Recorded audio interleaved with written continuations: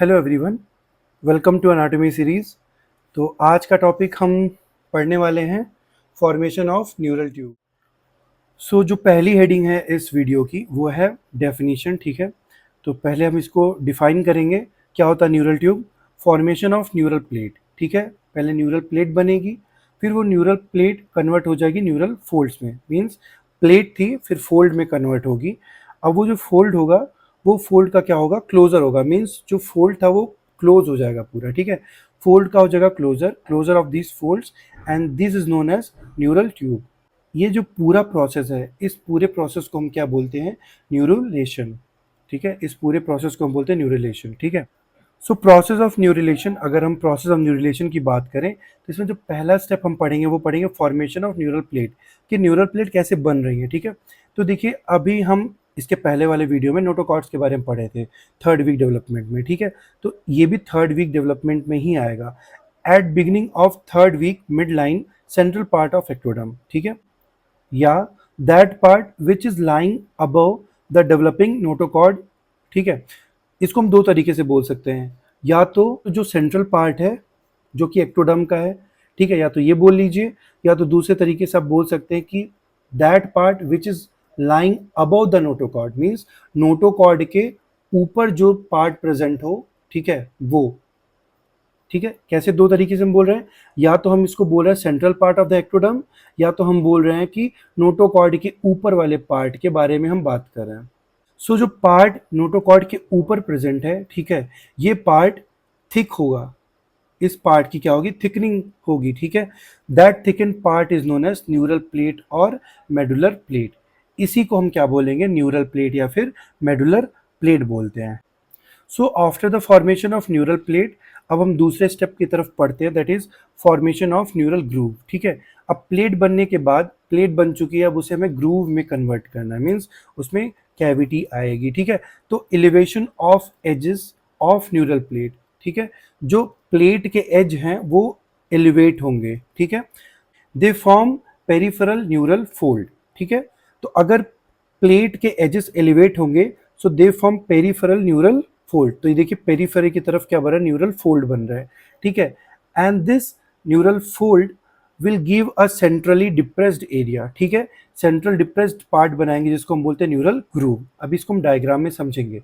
ठीक है, तो इसके बाद हम बात करते हैं थर्ड पार्ट की, that is formation of neural tube. ठीक है, अब न्यूरल ट्यूब कैसे बनता है वो समझते हैं। In this the formation of neural tube is elevation of neural fold continue. Means ये जो न्यूरल फोल्ड थे वो एलिवेट हो रहे हैं, वो ऐसे एलिवेट होते रहेंगे continue. Then start fusion. Means देखिए ये एलिवेट हो रहा है, एलिवेट हो रहा है, एलिवेट हो रहा है, then they will start fusion. ठीक है, ये फ्यूज होना शुरू हो जाएंगे। ठीक है, then start fusion in future cervical reason.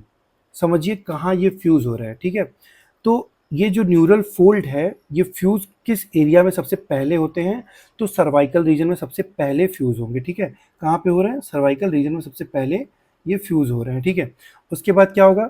They extend in craniocaudal direction. ठीक है, कैसे एक्सटेंड होंगे? अगर ये सर्वाइकल रीजन पे फ्यूज हुए तो पहले क्रैनियम पे जाएंगे, फिर कॉर्डल डायरेक्शन में। Means they will extend in craniocaudal direction. ठीक है, तो this is the formation of neural tube. बहुत सिंपल सा था। ठीक है, आइए इसको जल्दी से हम डायग्राम में समझ लेते हैं। This is surface ectoderm. ठीक है, अब देखिए नोटोकॉर्ड है, हमने बोला था नोटोकॉर्ड के ऊपर वाला जो स्ट्रक्चर होगा वो थिकन होगा। ठीक है, और ये रही एंडोडर्म। तो नोटोकॉर्ड के जो ऊपर वाला स्ट्रक्चर था वो थिक होगा, तो वही थिक होके क्या बना रहा है? न्यूरल प्लेट बना रहा है। तो ये न्यूरल प्लेट बन गई। जो न्यूरल प्लेट है हमारे पास, ठीक है, इनके एज जो होते हैं वो क्या करेंगे? एलिवेट होंगे। ठीक है, अब इनके एजेस जब एलिवेट होंगे तो they will form neural folds. ठीक है, वो क्या बनाएंगे? न्यूरल फोल्ड्स बनाएंगे। अब ये न्यूरल फोल्ड्स क्या होते हैं? एक दूसरे के पास आते जाएंगे, and they will form a neural groove. हमें ये न्यूरल ग्रूव दिख रहा है। ये फोल्ड्स क्या होगा? कुछ इस डायरेक्शन में ऐसे एक दूसरे की तरफ अप्रोच करेंगे। ठीक है, फिर हमें कुछ टाइम के बाद देखने को क्या मिलेगा कि जो न्यूरल फोल्ड्स है वो एक दूसरे से मैच कर जाएंगे। ठीक है, जो न्यूरल फोल्ड्स होंगे वो एक दूसरे से मैच करके क्या बनाएंगे? न्यूरल ट्यूब को फॉर्मेशन कर देंगे। ठीक है, देखिए ये तो हो गया न्यूरल ट्यूब को फॉर्मेशन।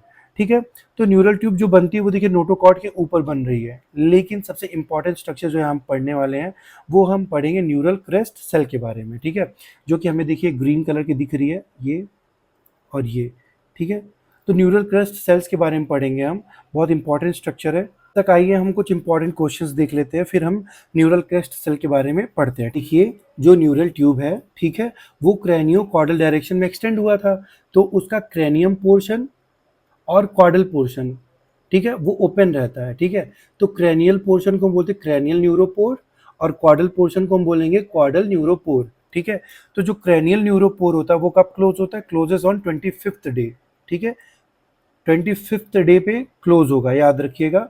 कॉर्डल न्यूरोपोर कब क्लोज होता है? Closes on 27th day. ये दोनों याद रखिएगा, वाइवा में पूछते हैं और ये एमसीक्यूज में भी आते हैं क्वेश्चंस, ठीक है। दूसरा क्वेश्चन हम देखेंगे न्यूरल क्रेस्ट सेल के बारे में, ठीक है। During detachment of neural tube from the ectoderm, ठीक है। आइए फिगर में भी इसको समझते हैं और साथ में पढ़ते हैं, ठीक है। देखिए जब न्यूरल ट्यूब डिटैच होती है, ठीक है, एक्टोडर्म से, तो ये सेल्स क्या होती है? फ्री हो जाती है, और ये सेल्स कहाँ चली जाती है? नीचे की तरफ चली जाती है। ये सेल्स कहाँ चली जाएंगी? नीचे की तरफ चली जाएंगी, ठीक है। So during detachment of neural tube from ectoderm, cells of lateral margin of neural plate, these cells are known as neural crest sales.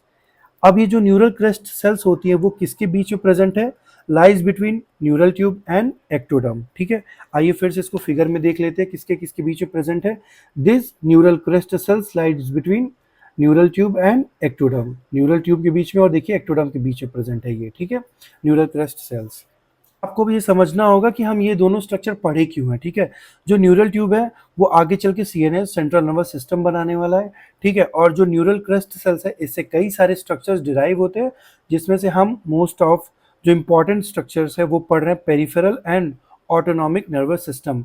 Neural crest cells peripheral nervous system का फॉर्मेशन करती है और ऑटोनॉमिक नर्वस सिस्टम का formation करती है, ठीक है। तो ये बहुत छोटा सा टॉपिक था, ठीक है। अब इसके बाद हम मिलते हैं नेक्स्ट वीडियो में, तब तक के लिए keep hustling, keep revising and thank you.